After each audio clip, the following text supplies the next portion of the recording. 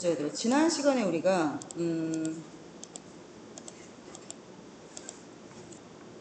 보여요? 네. 내가 가리지 않지? 자, 이게 내가 지난 시간에 그 목차 컨텐츠를 전부 보여주면서 뭐 전제 조건이 뭐냐면 책을 끝내는 건 아니라고 얘기했어요. 이 책을 못 끝내요. 절대로. 6번 수업을 해서 이 책을 끝낼 수는 없고, 다만 여기는 기초가 정말 시급한 친구들이 모여있단 말이야. 어린 친구들, 그 다음에 이제 중학교 2, 3학년의 경우 기초를 빨리 그 구멍을 메꿔야 되는 친구들 위주로 내가 강의를 들어오라고 찍어줄 친구들이야. 자, 그래서 근데 오늘 왜 이렇게 교수기 많아? 이번 이 수업 많이 듣는데? 휴가들을 많이 갔나 보네. 자, 그래서 천일문 중등 라이팅 레벨 2가 딱 좋아. 레벨 3보다. 그래서 여기에서 나오는 것들이 뭐냐면 우리가 문장을 볼 때 정말 필요한 기본 요소들을 시작을 하거든.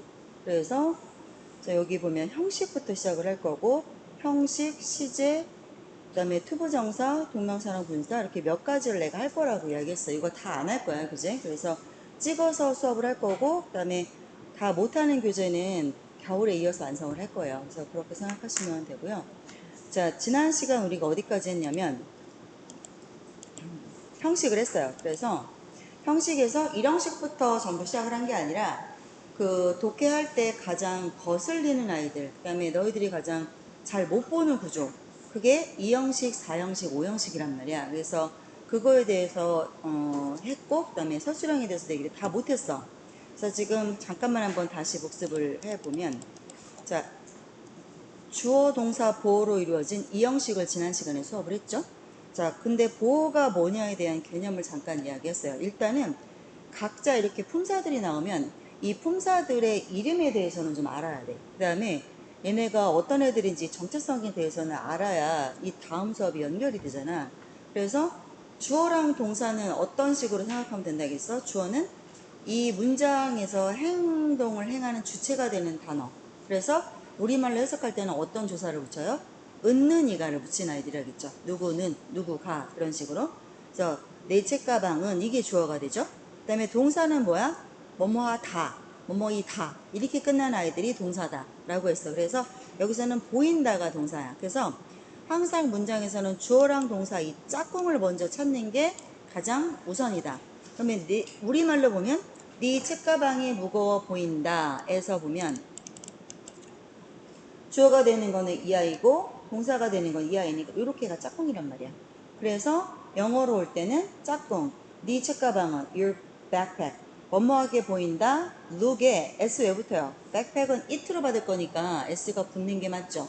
그죠? 그래서 look에 s가 붙는 거고 남은 게 뭐야? 무거운 요거만 남았단 말이야. 그래서 look 뒤에 heavy가 왔어.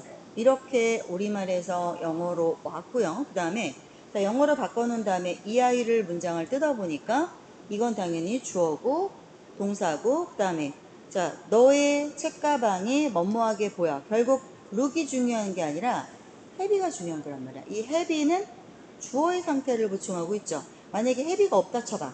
그러면 네 책가방이 하게 보인다잖아. 말이 되다 말았지. 그지? 그렇기 때문에 말이 되다 말지 않게끔 문장을 완성해주는 아이를 뭐라 그래? 그걸 보충해주는 말이라고 한다. 근데 그 보충해주는 아이가 여기서는 지금 너의 책가방이 헤비한 거잖아. 주어를 보충하고 있으니까 우리가 뭐라고 불러? 주어를 보충하는 주격 보어다라고 부르는 거야.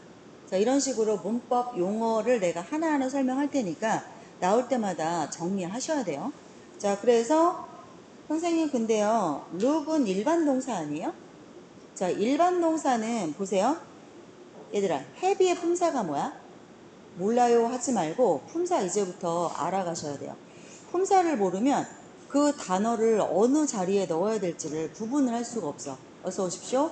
그래서 내가 한번 지난번 수업을 할 때도 이야기했는데 품사가 있고 그 다음에 영어에서는 자리가 있어. 품사는 어떤 이 사람의 그 각 개인이라고 생각하시면 돼요. 개개인. 그다음에 자리는 직업이라고 생각하면 돼요. 직업. 영어에서. 그래서 품사에 우리가 영어는 팔품사라고 이야기를 하죠. 그러면 가장 우리가 영어에서 가장 많이 접하는 품사가 누가 있어? 명사, 동사, 형용사, 부사, 뭐 접속사, 전치사, 뭐 인문사, 감탄사 이런 아이들 활품사라고 하잖아요. 그죠? 그러면 중요한 거는 얘네들이 문장 안에서 어떤 자리에 오느냐를 빨리빨리 보는 게 그게 문법이 하는 일이야. 그러면 그거를 문장에서 찾아내서 해석 우리말로 풀어가는 역할을 하는 게 그게 독해가 하는 일이야. 그럼 보자. 자리가 있어. 그러면 자리는 크게 다섯 가지가 있죠. 주어 자리, 목적어 자리, 보호 자리, 동사 자리, 나머지 수식어, 분더더기. 이렇단 말이야. 자, 그럼 보자. 동사 자리에는 누가 와요? 의당, 동사가 오죠. 그죠? 볼 것도 없죠? 그러면 주어 자리, 목적어 자리, 보호 자리는 누가 온다고 내가 100번 말했지. 누구지? 명사지, 명사. 그래서 명사는 주어 자리, 목적어 자리, 보호 자리에 오는 아이가 명사야. 즉, 이 팔품사 중에 가장 중요한 애가 누구냐면 명사란 말이야. 그래서 명사에 해당하는 아이들이 그럼 누구냐 이걸 알아가는 과정이 되게 중요할 거예요. 자, 그러면 보세요. 너의 백팩은 책가방은 어때요? 백팩 명사 맞죠? 그러니까 주어 자리에 들어온 거 맞죠? 그죠? 그 다음에 동사니까 뭐뭐하게 보인다. 동사에 들어온 거 맞죠? 자, 그 다음에 형용사랑 부사에 대해서 그죠? 주어, 명사, 동사, 형용사, 부사. 형용사, 부사라는 말도 되게 많이 들어봤을 거야. 그지? 형용사가 뭐고 부사가 뭐고 되게 많이 들어봤을 건데 다 때려치고 자, 앞으로 웬만한 거는 형용사에 li가 붙으면 부사라는 건 알고 있죠. 해석을 어떻게 합니까? 형용사는 뭐뭐함. 형용사는 뭐뭐함. 또는 이렇게 니은 받침으로 들어가는 거. 요게 형용사죠. 형용사는 우리말로 이렇게 해석을 한단 말이에요. 그러면 부사는 해석을 어떻게 하나요? 부사는 뭐뭐 하게 이렇게 해석하죠. 일반적으로 이렇다는 거야. 100%는 아니지만 거의 이렇게 해석이 되죠. 자, 그러면 형용사와 부사가 문장에서 동사랑 쓰이는데 어떤 동사랑 쓰이냐를 또 알고 계셔야 돼요. 자, 오늘 너희들이 앞으로 내가 계속 이야기해 줄 것들은 명사는 어디 자리 나온다? 주먹밥을 기억해. 그래서 명사는 주어 자리, 목적어 자리, 보호 자리 나온다. 주먹밥. 잊지 마세요. 그 다음 또 형비, 부일, 형비, 부일 이것도 덩불어 외워두세요. 형비, 부일 이렇게 그냥 만들어서 외우는 거야. 그럼 뭐야? 형용사는 비동사랑 짝꿍이고 부사는 일반 동사랑 짝꿍이고 이렇게 외워주면 좀 수월하죠. 얘들아, 동사는 딱 두 개밖에 없지. 비동사랑 일반 동사 또 있어? 조동사 하나 있긴 하다. 근데 조동사는 완벽한 동사는 아니잖아. 그지? 그러면 비동사를 너네가 알고 있는 비동사를 다 말해봐. 누가 있지? am, is 또 있어? am, is밖에 없잖아. 걔네들 과거형 was나 were 이거밖에 없지. 그게 비동사고 나머지는 뭐야? 몽창 일반 동사야. 그러면 봐라. 일반 동사는 부사랑 짝꿍이라고 내가 방금 말을 했잖아. 그럼 보자. 이거 물룩은 뭐뭐하게 보이다. 이거 비동사 아니지. am, is 아니니까 이건 그냥 일반 동사란 말이야. 그럼 아까 뭐야? 일반 동사는 부사랑 짝꿍이니까 heavy가 아니라 선생님 heavy가 와야 되는 거 아니에요? 이렇게까지 물어볼 수 있으면 어느 정도 문법을 알고 있는 친구예요. 맞죠? 이거는 형비, 부일 내가 이렇게 얘기했으니까 이거는 지금 일반 동사니까 당연히 heavily 부사와 쓰이는 게 맞아요. 근데 왜 형용사랑 쓰였느냐? 보세요. 자, 뭐뭐하게 보이다, look이죠? 이건 눈이죠, 눈. 오감을 나타내는 동사들이 있죠. 뭐뭐하게 보인다, 무슨 냄새를 맡다. 또 뭐 있어? 뭐뭐하게 들리다, 뭐뭐한 맛이 나다. 또 뭐야? 뭐뭐한 피부, 느낌이 나다. 이게 오감이잖아. 얘네들은요, 이거 눈이죠? 그 다음에 사운드, 뭐뭐하게 들리다, 귀죠? 테이스트, 입이죠? 그 다음에 스멜, 코죠? 필은 피부죠? 이거 오감 맞잖아. 그지? 얘네들은요, 일반 동사지만 비동사처럼 취급합니다. 비동사처럼. 왜냐고 묻지 마세요. 그냥 그렇다라고 생각하시면 돼요. 문법은 가급적이면 그냥 많이 보고 익숙해져서 외운다의 개념인 거지 이해한다의 개념이 아니야. 자, 우리 정리 한번 해보자. 영어에는 품사가 있고 자리가 있다. 품사는 개개인 사람 한 명 한 명을 나타내는 것이고 자리는 뭐야? 이 사람들이 취직하는 일자리, 직업에 해당한다. 그죠? 그래서 8개 품사 중에 가장 대표적으로 명사, 동사, 형용사, 부사, 기타 등등이 있는데, 자, 걔네들이 어느 자리에 쓰이는지를 일단 알아보자. 동사는 당연히 동사 자리에 쓰이는 것이고, 명사는 어느 자리에 쓰인다? 주먹밥을 기억해라. 주어 자리, 목적어 자리, 보호 자리에 쓰인다. 됐죠? 하나 더. 그리고 이 동사의 경우 같이 쓰이는 아이들이 있어. 형용사하고 부사가 같이 쓰이는데, 동사는 크게 MIG가 들어간 비동사가 있고, 그 다음에 비동사를 제외한 일반 동사가 있다. 자, 여기까지 어렵습니까? 네, 어려워도 그냥 꾹 참으세요. 계속 듣다 보면 익숙해지고 나중에는 외우게 될 거야. 그러면 이해했다라는 경지에 올라가게 돼요. 문법은 그거야. 문법은 얘들아 이해하는 게 아니야. 그냥 자꾸 봐서 익숙해지는 거야. 자, 내가 요거 매번 수업할 때마다 이야기 해줄 겁니다. 그 다음 보자. 또 뭐라 그랬어? 동사가 같이 쓰이는 그 수식어가 있는데, 비동사는 형용사랑 짝꿍, 일반 동사는 부사랑 짝꿍. 그래서 어떻게 외우라?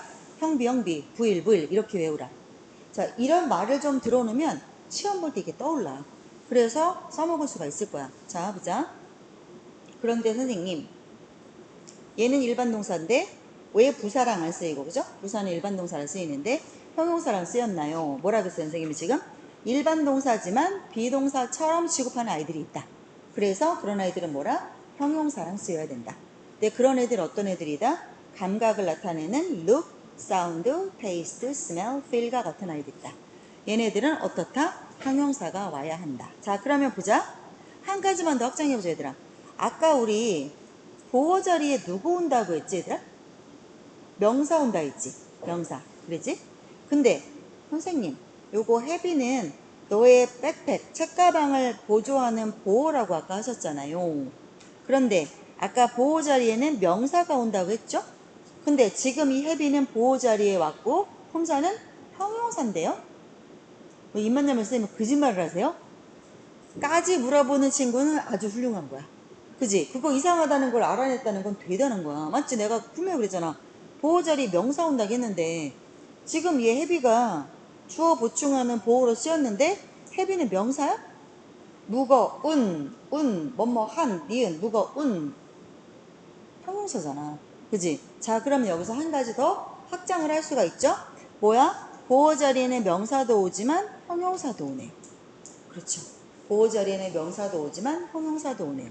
맞죠? 그래서 자, 주어 자리에 누가 와? 거꾸로 보자. 주어 자리에는 명사가 와. 또 목적어 자리에 누가 와? 명사가 와.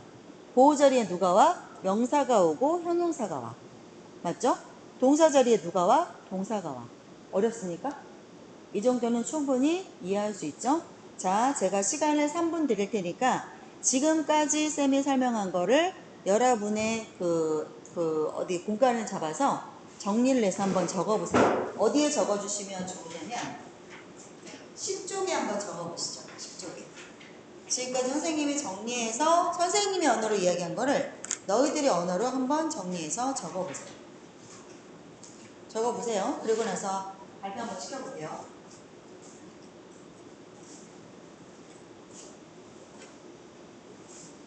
이해하신 대로 적어보세요.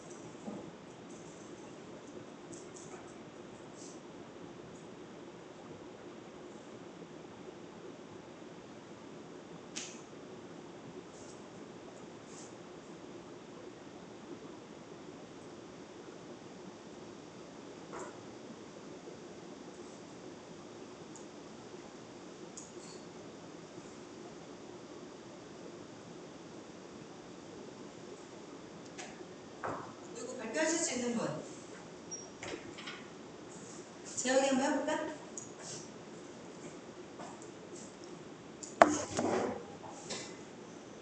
자, 여러 가지 개념을 얘기했거든, 재혁아. 그 중에 재혁이 발표할 수 있는 거 하나만 해보자.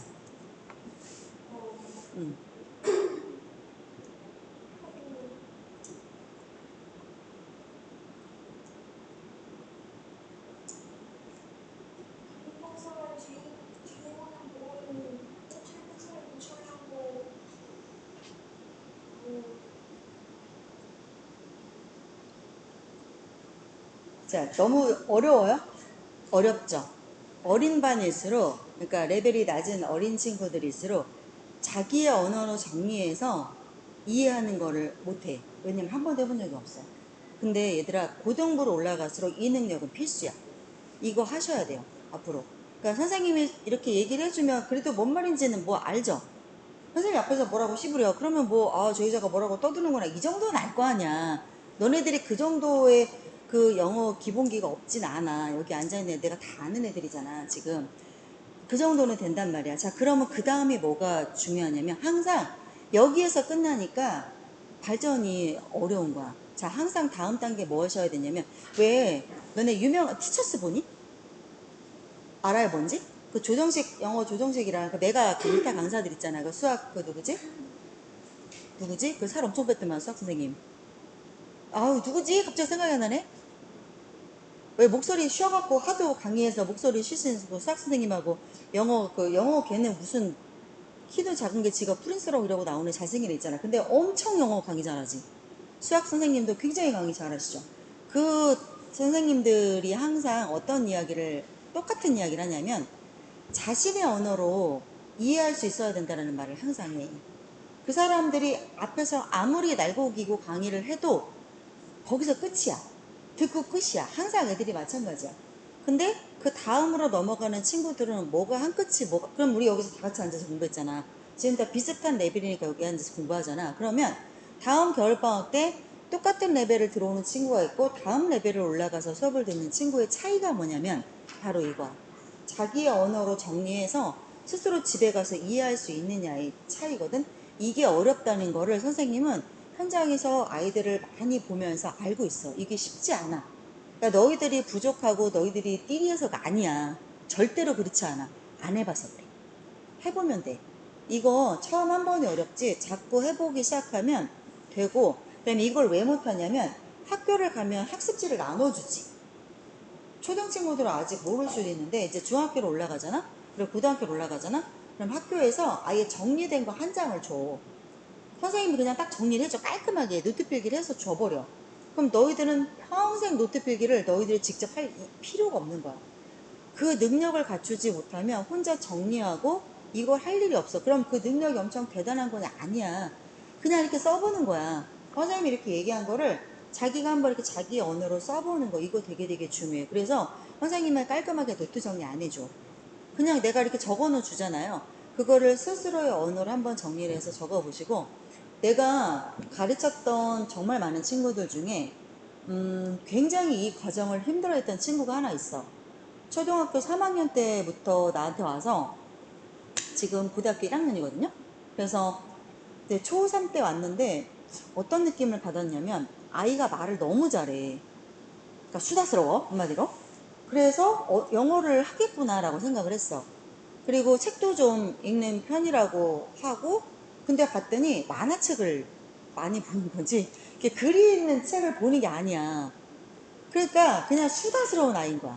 근데 아이가 굉장히 밝고 긍정적이고 한 건 좋은데 역시나 이 능력이 전혀 안 돼.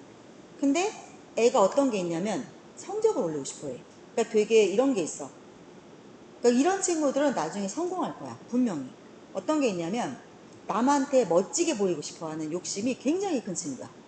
이거 어떻게 생각해요? 나는 그거 되게 좋은 특징이라고 생각하거든요. 그래서 얘가 되게 뚱뚱하고 막 여드름 폭발하고 중학교 때 장난이 아니었는데 그 욕구가 큰 친구라서 중학교 2학년 때부터 다이어트를 막 하더니 살을 10몇 킬로를 빼서 그래도 여전히 엄청 멋있고 잘생기진 않았지만 그래도 일반인이 되었어. 예전에 진짜 헐크 같았거든? 얼굴이 막 너무 심했어, 여드름이. 그랬는데 지 엄마 졸라가고 막 피부과도 다니고 이러면서 지금은 정말 일반인이 되었어. 그리고 애가 공부를 되게 열심히 하는데 성적이 안 나오는 거야. 왜 그런가 하고 봤더니 자기만의 언어로 정리해서 스스로 이해하는 능력이 떨어지기 때문에 막 문제집도 되게 많이 풀어. 초등학교 때도 그래서 걔는. 그리고 이제 중학교 올라가면서 기본적으로 중학교는 성적이 나오잖아. 초등학교 친구들은 시험을 안 보잖아요. 봐봐야 뭐 그게 성적이 돼서 집으로 올 리가 없고 전체 이렇게 뭐 할 이유가 없는데 중학교를 딱 올라가 버리면 중학교 1학년부터 바로 내신을 봐. 그러니까 중간고사, 기말고사를 보고 등수가 매겨져.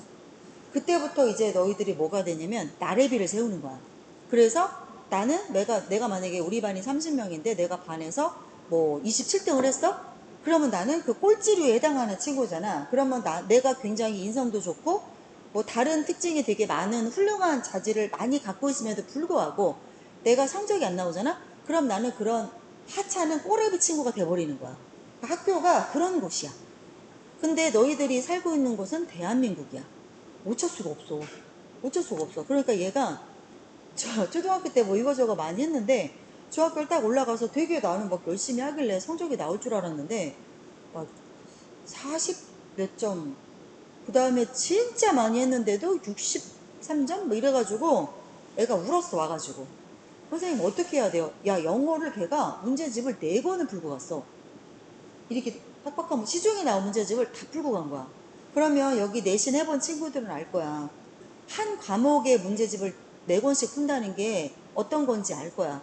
걔가 영어만 그렇게 하는 게 아니라 다른 과목도 막 그렇게 하고 갔단 말이야. 근데 그나마 암기 과목은 성적이 나오더라고.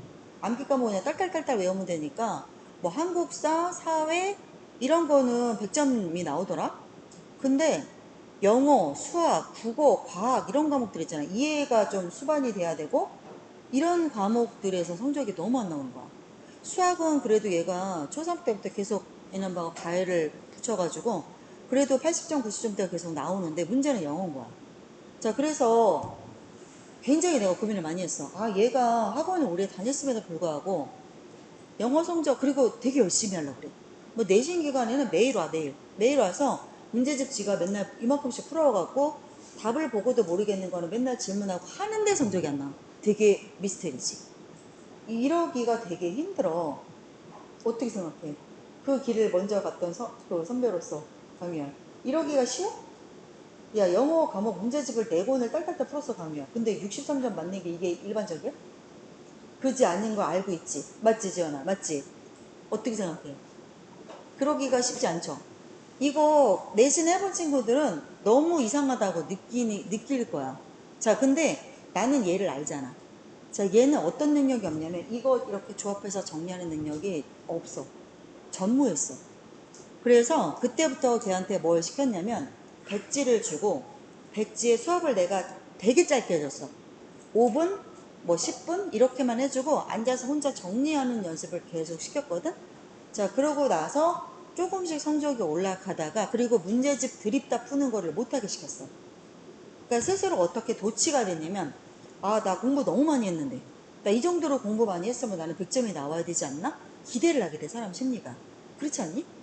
근데 시험을 막상 봤는데 40점, 50점, 60점, 올라봐야 60점 이러니까 나중에 애가 어떻게 되냐면 울면서 영어 포기할래요. 이렇게 되는 거야. 영어 포기할래요. 자, 대한민국에서 영어 포기하고 살아갈 수 있어요? 대학교 갈 수 있어요? 그래, 대학을 안 간다 쳐, 취업을 한다 쳐, 영어 포기하고 취업할 수 있어요? 이 우리나라가 되게 웃긴 나라인 게 용접 같은 거 있죠. 영어랑 아무 상관없는. 아니면 이렇게 기계를 만지는 그 업무 엔지니어 쪽? 이런 쪽 일을 해도요, 영어 성적표를 내셔야 돼요. 왜냐고 묻지 마세요. 그냥 대한민국이 그래요. 근데 그럴 수밖에 없지 않니? 뭘 하나 할라 해도 영어로 된 설명서를 볼 거고, 그 다음에 설명서 매뉴얼 안에 영어로 된 내용이 들어갈 거고, 맞잖아. 그리고 웬만한 기계 부품이나 이런 것들 다 수입이잖아. 그러다 보면 영어로 된 내용을 볼 수밖에 없단 말이야. 그러니까 영어만 요구하는 거야. 그러니까 영어를 포기하고 되겠냐고. 그래서 걔는 내가 집중 관리를 해줬어. 한 1년 넘게 시간이 걸렸던 것 같고, 포기하려면 포기해. 근데 너 영어 포기하고 나머지 과목만 해가지고 대학 갈 수 있으면 해봐. 그러면 선생님 안 잡을게. 그러니까 지가 고민을 정말 많이 하고 다시 돌아와서 그럼 어떻게 하면 돼요? 라고 물어보길래 이거 백지노트 시켰거든요. 자, 중요해요. 그만큼. 자신의 언어로 정리해서 남한테 발표를 할 수 있다? 남을 가르칠 수 있다? 그거가 정말 정말 중요하고 그래서 너네가 체킹하러 가잖아. 1대1 체킹할 때 문법 선생님이 문법 내용 나한테 설명해봐. 이거 자꾸 물어보실 거란 말이야. 특히 내신 중간고사 기말고사 기간에는 그거 이해한 거 나한테 설명해봐. 그러면 내가 설명할 수 있으면 끝난 거야. 그거는. 그러면 됐잖아. 그 다음부터 뭐 하면 돼? 그럼 개념이 이해가 됐으니까 그 다음부터는 문제 드립다 풀면 돼. 근데 그 단계를 거치지 아니하고 그냥 문제만 푸는 거야. 이 친구는. 왜? 그게 편하니까. 그리고 뭔가 공부를 했다라는 어떤 성취감도 가져갈 수 있고 도취가 되는 거야. 그런 거에. 그래서 공부가 재미가 없진 않다는 걸 얘가 아는 거야. 그리고 나서 지금 고등학교 1학년이거든요. 그리고 나서 고등학생은요 100점을 맞는다는 게 되게 어려워요. 거의 불가능해요. 설수령이 들어가기 때문에 불가능해. 근데 100점을 목표로 지금 달리고 있어요. 이번 여름방학 때. 그래서 지금 고등부 듣는 특강을 2가지 다 들어오고 숙제 같은 걸 주면 걔만 다 해와. 걔만. 그러니까 걔는 언젠가는 내신에서도 100점을 받을 거야. 분명히 그 정도로 한다라고 치면. 그러니까 얘들아 그거야. 무조건 열심히 한다가 아니라 공부하는 방법을 알고 접근을 하셔야 되거든요. 자, 여기까지 한번 이야기했어요. 그래서 우리 지난 시간에 어디까지 했냐면 이 형식에 관련해서 이거 이야기했고, 그죠? 문제 풀어오라 했고요. 자, 손 들어봐. 안 풀어온 사람. 다 풀어왔어? 이거 내가 다 풀어오라 했지? 자, 그 다음에 사형식 문장 이야기했죠? 사형식은 간단하게 다시 한 번만 복습하고 넘어갈게요. 이거 왜 시간도 없는데 복습하고 있냐면 그만큼 중요하기 때문이야. 자, 사형식은 뭐야? 얘들아, 여기 명사가 나와야 되는 거 주어, 목적어 이거 명사 나오는 자리 맞지? 맞지? 주먹밥에서 보어만 명사도 나올 수 있고 형용사도 나올 수 있지만 주먹밥에서 주어와 목적어들이 나올 수 있는 거는 명사뿐이 없다고 그랬어. 그지? 자, 그러면 보자. 주어 동사가 나왔는데 자, 이렇게 문장을 보니까 명사가 연이어서 2개가 나왔어. 그럼 해석을 어떻게 해보라겠어? 자, 간접 목적어 해석 어떻게 한다? 누구누구에게. 직접 목적어는 뭐뭐를 이렇게 말을 붙여서 해석을 해보고 해석이 되면 그게 사형식이다 라고 생각을 하라고 그랬지. 그래서 예를 들었던 게 뭐야? 자, 여기 보시면 we bought 주어, 이거 주어죠? 동사죠? 그 다음에 자, 이거 명사죠? 또 명사죠? 명사가 연이어서 이렇게 2개가 나왔어. 그럼 해석을 어떻게 해? Our cat에게 a new toy를 보트해 주었다 라고 해석해보라겠지. 그럼 해석해보자. 우리의 고양이에게 새로운 장난감을 사 주었다. 말 돼요 안 돼요? 말 되죠. 이렇게 해석할 수 있으면 뭐다? 이게 사형식 문장이다 라고 생각하시라고 했어요. 그래서 뒤에 품사가 명사인지 정도는 알아보셔야 되고요. 고양이 명사인 거 모르면 문제 심각한 거야. 그지? 그 다음에 장난감 명사인 줄 모르는 친구 여기 없죠? 이렇게 보시면 되는 거예요. 그래서 이런 거 이야기했고요. 자, 그 다음에 우리 어디까지 했냐면 오형식을 하면서 끝이 났어요. 지난 시간에. 자, 오형식 다시 한번 설명해 볼게요. 자, 아까 내가 뭐라 했냐면 자, 이거 당연히 주어고요. 이거 당연히 동사죠. 콜, 뭐뭐하게 부르다. 주어 앞에 나온 거는 주어 앞에 아무리 길게 나와도 다 뭐야? 몽창 주어야. 그렇지? 몽창 주어야. 그렇게 알면 되고. 자, 동사 다음에 어떻게 나왔어? 명사. grandfather, 할아버지 명사인 거 알죠? 영웅, 명사인 거 알죠? 자, 그럼 아까 내가 뭐라고 그랬어? 누구에게 뭐뭐를 동사해 주다. 뭐뭐 해 주다라고 일단 해석해 볼게요. 그러면 우리 할아버지에게 영웅 하나를 불러다 주다. 말 돼요? 이상하잖아요. 그죠? 선생님 그거 좀 이상한데? 그러면 그렇게 해석하면 안 되죠. 그럼 걔는 사형식이 아닌 거야. 자, 문장을 자세히 볼게요. 줄리아는 할아버지를 영웅이라고 부른다. 이 말이죠. 자, 그럼 이 문장에서 할아버지는 누구예요? 영웅이고 이 문장에서 영웅은 줄리아가 아니라 바로 앞에 있는 할아버지죠. 맞죠? 즉 이건 뭐야? 주어 동사 이거 목적어죠. 당연히 목적어 자리에 명사 나온 거고요. 그 다음에 이 할아버지의 상태가 영웅인 거죠. 그래서 할아버지를 얘가 다시 한번 보충 설명하고 있으니 얘는 뭐다? 보어다. 보어 자리에는 명사, 형용사 나올 수 있다겠지. 그러면 보어 자리에 명사 나온 거는 괜찮죠. 잘 쓴 거죠. 그리고 보세요. 얘가 이 보어가 줄리아 주어를 보충 설명했나요? 이 영웅이 줄리아예요? 이 문장에서? 아니죠. 누구야? 바로 앞에 있는 할아버지죠. 즉 목적어를 보충 설명했죠. 그럼 얘는 주격 보어가 아니라 뭐라고 불러? 이제는 목적격 보어다라고 부르시면 되죠. 자, 그래서 이 영어 문장에서는 크게 보어가 누구를 보충 설명할 수 있었어. 지금 우리 배운 바로는 주어를 보충 설명하거나 지 앞에 바로 있는 목적어를 보충 설명하거나 둘 중에 하나야. 즉 그래서 보어는 주어를 보충 설명하는 주격 보어와 목적어를 보충 설명하는 목적격 보어 이 두 가지밖에 없어요. 더 들어본 거 있어요? 보어에 대해서? 자, 어디선가 많이 들어본 문법 용어를 내가 좀 정리해주고 있는 거야. 굉장히 중요한 거. 이거 누가 해줘? 아무도 안 해줘. 그치? 도움이 많이 되실 겁니다. 자, 오늘 수업 끝나고 나면 집에 바로 가서 잊어버리기 전에 오늘 수업한 내용을 어떻게 해야 돼? 너희들의 언어로 다 정리해야 해. 자, 조금 더 봅시다. 그래서 목적어를 보충 설명하는 5형식 문장에 대해서 수업을 했고 이거 문제 풀었고 여기까지 풀어오라 했고요. 그죠? 자, 오늘은 뭐 할 거냐면 이거 할 겁니다. 포인트 4 할 거예요. 몇 페이지냐면 이게 몇 페이지니? 16페이지네.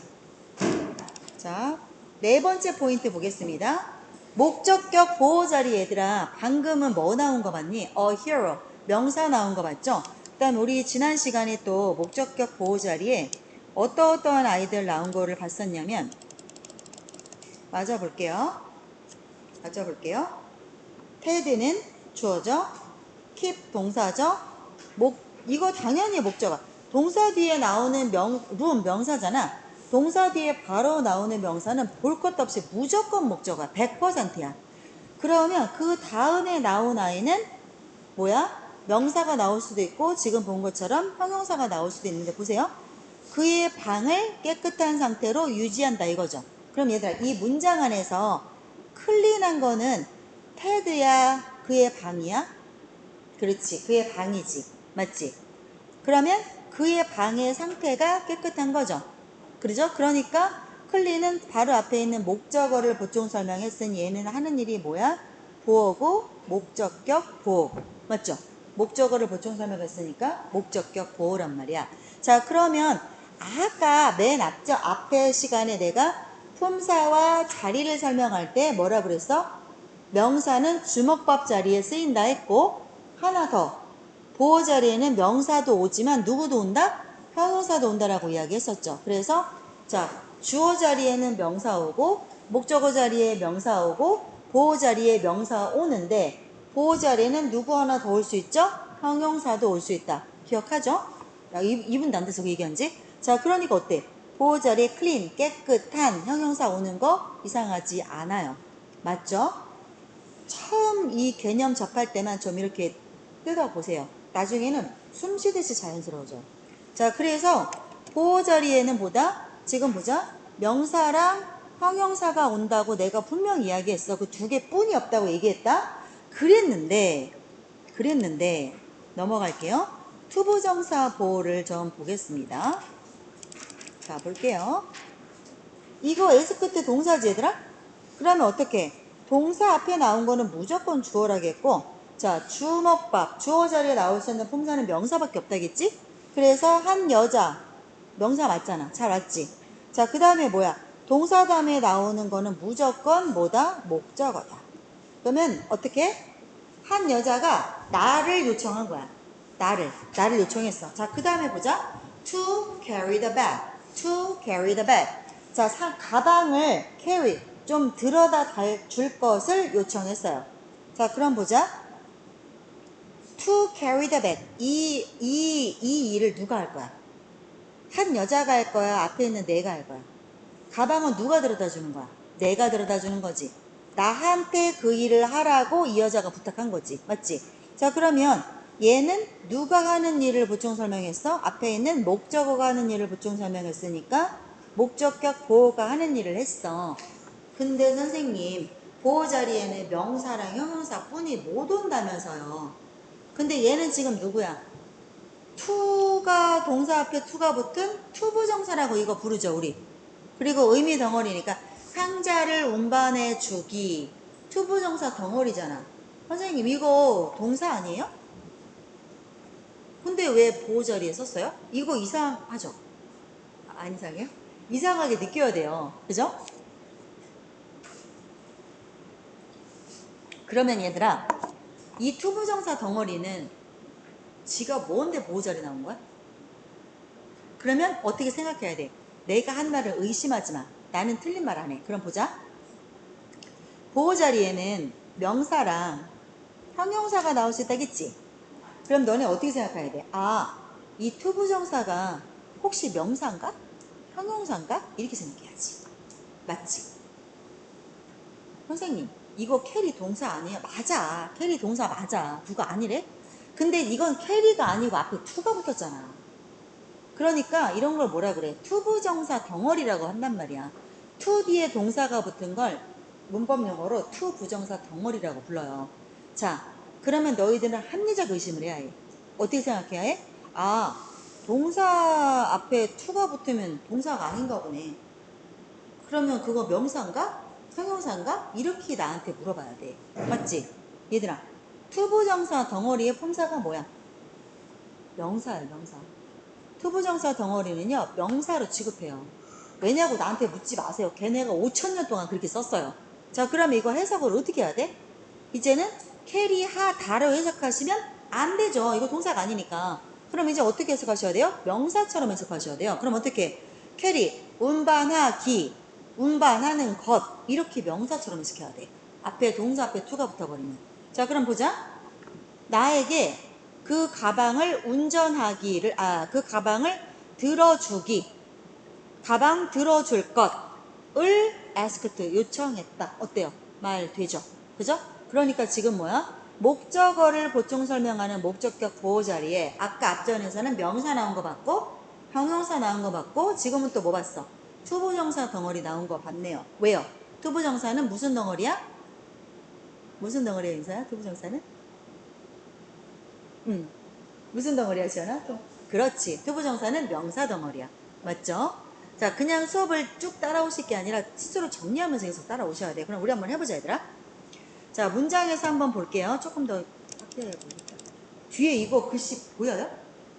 뒤에 영광 이거 글씨 보여? 지연이 보여?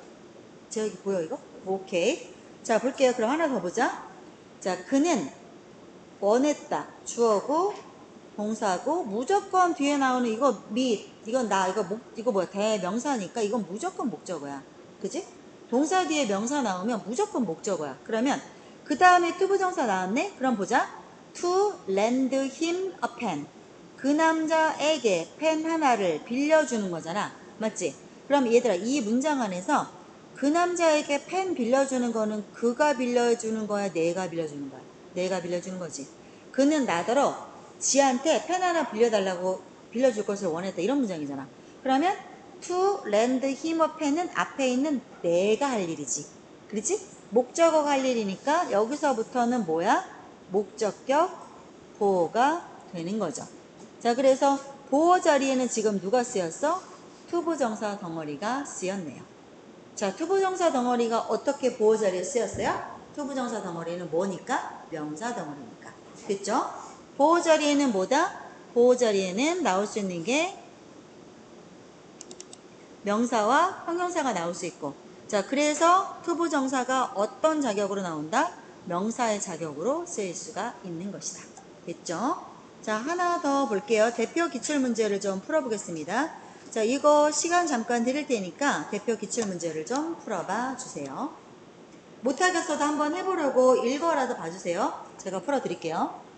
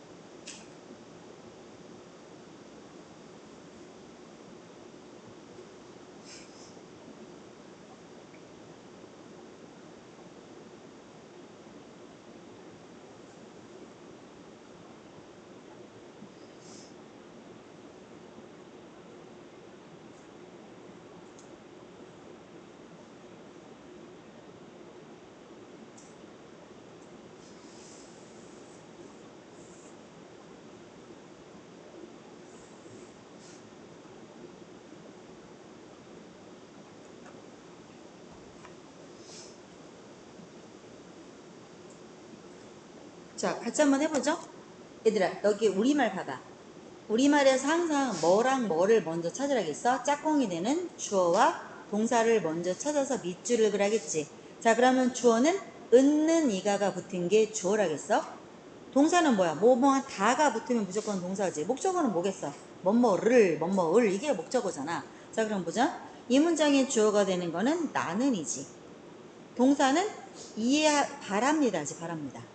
원합니다. 바란다는 거 원한다는 거지. 자, 그러면 나는 원합니다지. 그러면 그렇게 한번 해봐. 나는 원합니다. 주어 동사만 일단 잡아놔도 뼈대가 잡혀. 자, 이제 목적어를 써야 하는데 조건이 있어. 9단어를 쓰래. 이거에 너무 막 연연하지 마세요. 이건 나중에 해놓고 조절하면 돼. 그다음 괄호 안에 단어를 want랑 understand, the meaning of를 줬네. 이렇게 일반적으로 서술형 나온단 말이야. 그러면 이 단어를 반드시 사용하래. 자, 그 다음 보자. 나는 바랍니다 했고 나머지 목적어 자리 이제 뭐가 와야 돼? 네가 업사이클링 의미를 이해하기를 바란다. 자, 그러면 여러분이 이해하는 거죠. 그럼 이게 또 짝꿍이죠. 이 안에.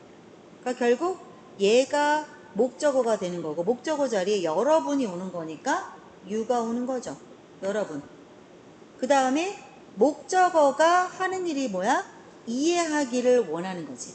목적어가 이해하기를 원하는 거지. 그럼 보자. 목적어 다음에 목적격 보호 자리에 동사를 쓸 거야. understand라고 하는 동사를 쓸 거예요. 근데 우리 방금 목적격 보호 자리에 동사 쓰면 to가 온다라는 걸 배웠잖아요. 그래서 to understand 그러면 이해하는데 무엇을 이해해? 우리말을 봐봐. 의미를 이해할 거야. 그럼 understand 의미 the meaning of죠. the meaning of. 그 다음에 누구의 의미야? upcycling의 의미야. 그래서 the meaning of 다음에 뭘 쓰시면 돼요? upcycling. 이렇게 쓰시면 되겠죠. 점까지. 그러면 내가 제대로 영작을 했는지 한번 볼게요. 나는 여러분이 업사이클링의 의미를 이해하기를 네가 이해할 거죠? 원합니다. 됐죠? 그닥 어렵지 않죠? 이렇게 차근차근 하시면 돼요. 됐죠? 자, 넘어가겠습니다. 뭘 하실 거냐면요. 2번하고 6번하고 두 개를 지금 천천히 해보세요. 시간 드릴 테니까. 2번과 6번을 풀어보세요.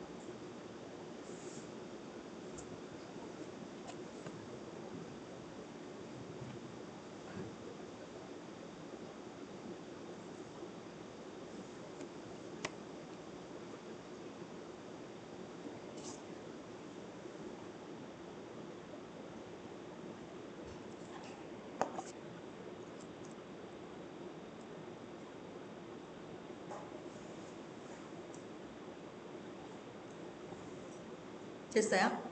아직? 오케이. 해보세요.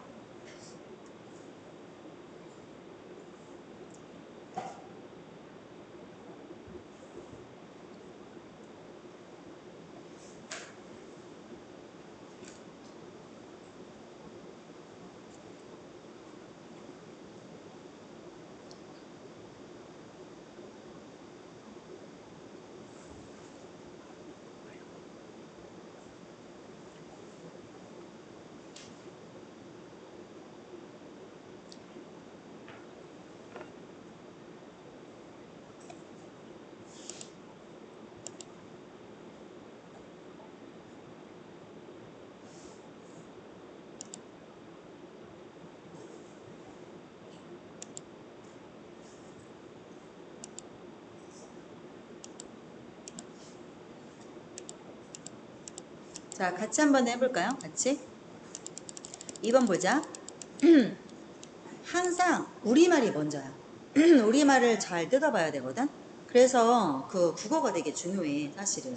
그러니까 영어가 심각하게 안 되는 친구들은 국어 능력을 좀 점검해 볼 필요가 있지. 그래서 내가 영어를 가르치면서 되게 스스로도 힘들다라고 느낄 때가 언제 있냐면 애들 국어 문해력이 너무 떨어져서 영어가 안 되는 건 어떻게 영어에서 잡아줄 수가 있는 영역이 아니야.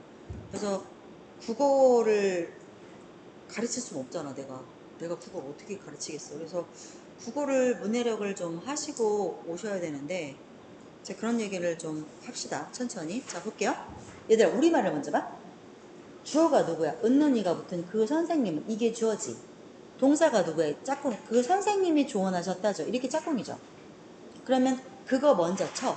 일단 주어 동사 뼈대만 잘 잡으면 절반을 한 거야. 자, 그러면 the teacher, 그죠? the teacher. 그다음에 조언하셨다는 뭐예요? advised, 조언하셨다, 과거죠. 이런 것도 놓치지 마세요. 과거니까 주어 다음에 advised. 자, 이거 하고 이거 끝났죠. 자, 그 다음에 목적어로 해당하는 거, 주어 동사 나왔으니까 뒤에 목적어 나와야 되죠. 그럼 대상이 되는 목적어에는 뭐예요? 학생들에게 꿈을 가지라고 이거죠. 그럼 목적어는 당연히 학생들에게죠. 그죠? 누구누구에게. 이게 지금 목적어가 되죠. 그래서 advise 다음에 학생들이니까 students가 나와야겠죠. 그래서 자, 목적어 자리에 students까지 끝났네요. 자, 그럼 보자, 얘들아. 꿈을 갖는 거는 누가 꿈을 갖는 거야? 학생이 꿈을 갖는 거지. 그래서 또 한 번의 짝꿍이 생겨나죠. 학생들이 꿈을 가질 것을 조언했다. 이거죠. 학생들이 꿈을 가질 것을 조언했다. 이거죠. 그게 통으로 목적어에 해당하는 거란 말이야. 그래서 꿈을 가지는 주체는 주어, 동사 꿈을 가지는 주체는 students. 얘네들어 뭐 하라는 거야? 꿈 가지라고. 그러면 갖다는 동사가 뭐야? have죠. 그런데 우리 아까 배웠지. 얘가 이 꿈을 갖든 말든 이 동사의 동작을 할 거잖아. 그러면 아까 어떻게 붙였어? 목적격 보호 자리에 to가 올 수 있다라는 걸 배웠죠. 그래서 to have 꿈을 가져라. to have 꿈 dreams. 어때요? 이렇게 하니까 할만하죠? 천천히 하면 하나 더 해볼게요. 자, 그들은 우리에게 조용히 하라고 명령했다. 짝꿍이 되는 거 먼저 찾아봐. 그들이 명령한 거지. 그러면 they ordered. 오더에 했다니까 ed가 붙어야겠죠. 자, 그 다음 남은 거 해보세요. 얘네가 명령한 내용이 뭐야? 우리가 조용히 하라고. 이거지. 그러면 또 다른 짝꿍이 어떻게 돼? 우리한테 조용히 할 것을. 이렇게 또 짝꿍 하나 생기지.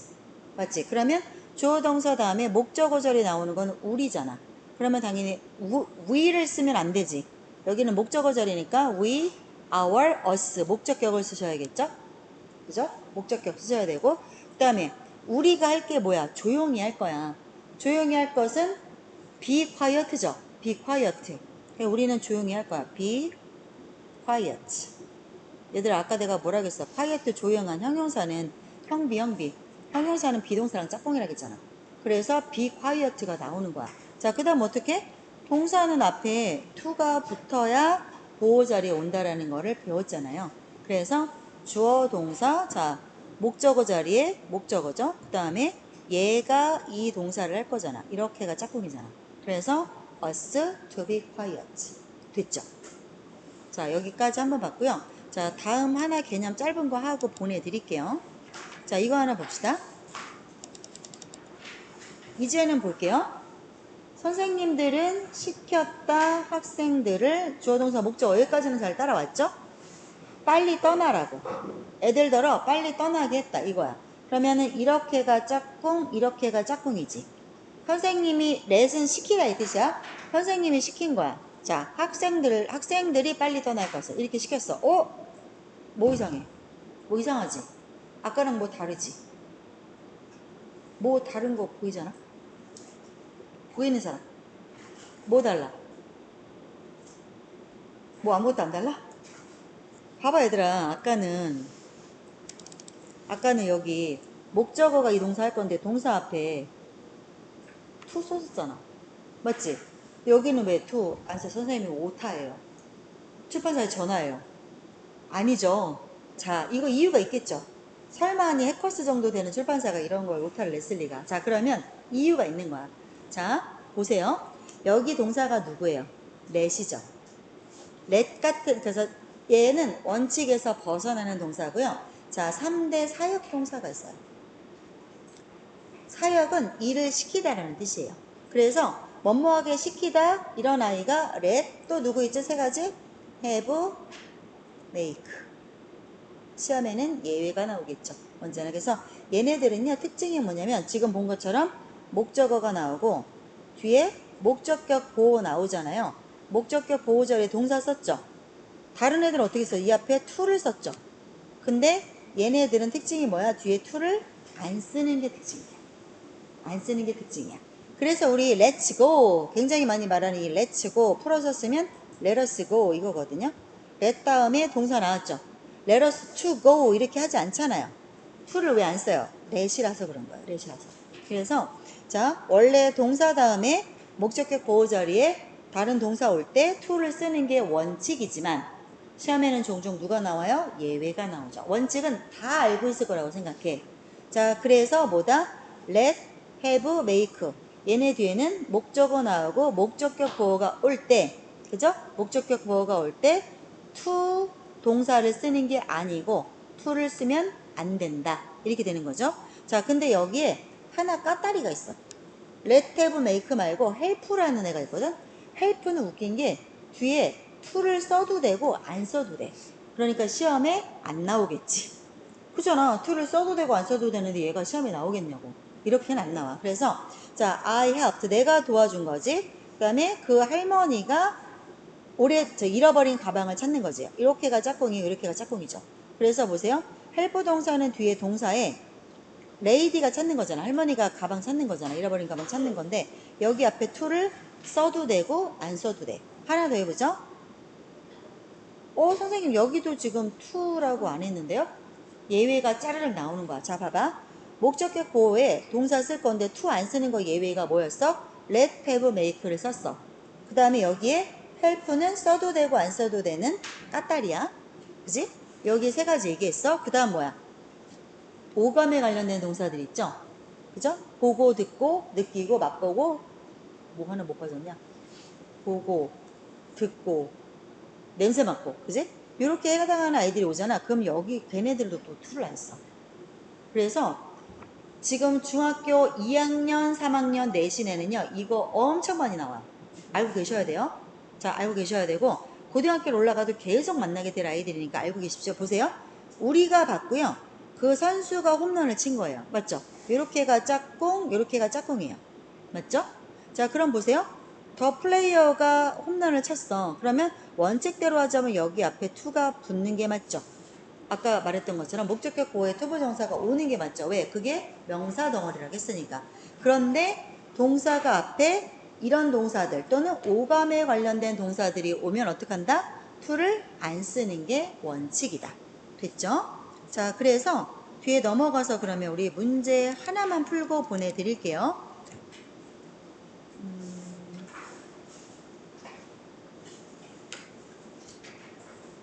이거 하나 해보죠. 7번 하나 풀어보시고 오늘 수업은 종료하겠습니다. 7번 풀어봐 주세요. 시간이 그냥 같이 하자 얘들아. 자, 이 7번 봐봐. 우리말을 보면 내가 그렇게 시킨 거지. 내가 그렇게 하게 해준 거. 이렇게가 짝꿍이지. 그 다음에 그 아이가 내 개를 만지는 거지. 이렇게가 짝꿍이지. 자, 그러면 먼저 주어 동사 짝꿍을 찾아보면 어떻게 돼요? 내가 시켰다죠. I let이죠. 이렇게가 짝꿍이야. 그 다음 목적어는 그 애야. 그러니까 더 child죠. the child. 그 다음에 얘가 만지는 거니까 touch to, 원래대로 원칙대로 해볼게요. to touch 내 개니까 my dog네. 그지? to touch my dog. 그래서 요렇게가 짝꿍, 그 다음에 목적어, 목적격 뭐 요렇게가 짝꿍이죠. 자, 여기서 하나를 더 완성하셔야 되는 게 뭐예요? 동사가 let이 왔으니까 뒤에 to를 쓰면 안 되죠. 그래서 I let the child touch my doll. 여기까지가 완성이 되는 거겠죠. 됐죠? 자, 여기까지 오늘 수업 진행할 거고요. 과제가 있어요. 당연히. 자, 우리가 오늘 수업했던 내용들 전부 여러분의 언어로 정리해서 오세요. 오늘 수업했던 내용들 교재에 적어주세요. 교재. 따로 노트에 적지 마시고 교재에 적어주세요. 그래야 나중에 이 교재를 복습할 때 복습이 돼요. 자, 그러면 보세요. 포인트 엑서사이즈가 전부 풀어져 있어야겠죠? 들어오십시오. 자, 포인트 엑서사이즈 풀어져 있어야 되고, 그죠? 여기까지 풀어져 있어야 되고, 챕터 테스트까지, 그죠? 여기까지 과제 해가지고 오시기 바랍니다. 즉, 오늘 챕터 1이 끝난 거예요. 여기까지 풀어 오시기 바랍니다. 자, 오늘 여기까지 하겠습니다. 수고하셨습니다.